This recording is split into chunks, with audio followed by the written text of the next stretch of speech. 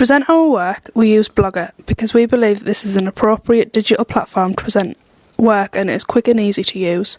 In Blogger, we created different pages for research, planning, construction and our final products. As you can see, we use slideshare.net. This is because it's easy to upload Microsoft Word documents and to present our work onto our blog. The image that is shown was taken from Google Images. Throughout our work, we used SlideShare to upload other Word documents such as Word documents and PowerPoint presentation documents. To gather the images for our recce shots, we used a Samsung Galaxy S4. Although this is a phone, we do believe that the camera produces high quality photos. However, the photos taken on our costume planning were taken on an iPhone 5. Again, we believe this phone has a high quality camera for a phone. For the animatic, we took these photos on a Canon DSLR and then uploaded them onto our Final Cut Pro to produce a moving video for our storyboard, to show a rough idea of what scenes we would like to be shown in our final video. We then uploaded this onto our YouTube and then onto our blog.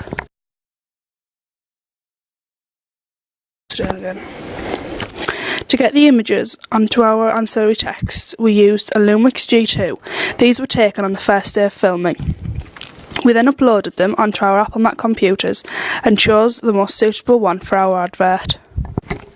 We uploaded the images onto Adobe Photoshop CS5.1. We created another new layer and changed the exposure by plus 2.62. By doing this, it made the artist stand out more and the sun look more faded into the background.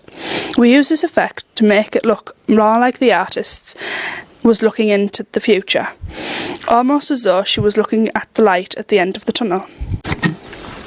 We then created a new layer and added in the iTunes download logo, which we found on Google Chrome. We then adjusted the brightness and contrast by -25. We then looked at different fonts online. DaFont seemed to be the most appropriate website, and so we selected Dolce Vita Light and Dolce Vita. We then downloaded them onto Photoshop and created a new layer for the title of the album and the artist names. The font used for the text was Dolce Vita. We created another new layer and added in our company logo, which we also found on Google Chrome. We then added in 4 new layers, each one containing text with the font Dolce Vita Light. A similar technique was used for our Digipack. However, to get the text to distort around the CD, we warped the text to arc and changed the blend to plus 41%.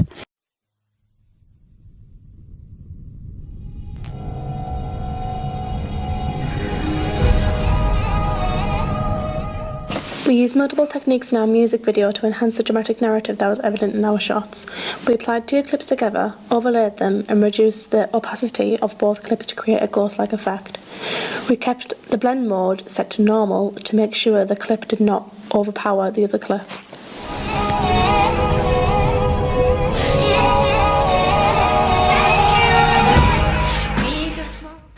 Linking in with overlays on certain clips in the music video, particularly in the scene fields. After looking at the music video from afar, we discovered that our field shots stood out quite predominantly, which is not what we wanted. The lip sync shots in the studio do stand out, as it is one of the most important clips, as having the artist lip sync was one of our objectives we needed to achieve when making the video. However, because the field shots were a symbolic way of her showing escape, we wanted to meet this idea so it wasn't so obvious, so our video was open for interpretation to our audience. To do this, we used the overlay that was provided by Final Cut Pro. We went into generators and used blobs and overlaid onto the field shots and colour matched it to the clips so the colours blended together.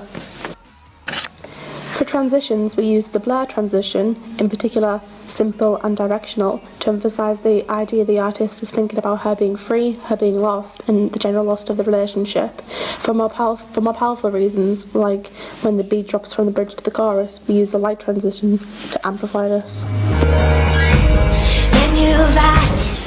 We used a black and white filter for the clips where the artist was in the relationship to emphasise the loss of the relationship, and we used it at the end where the artist is laid down in the bed to replicate these thoughts and feelings.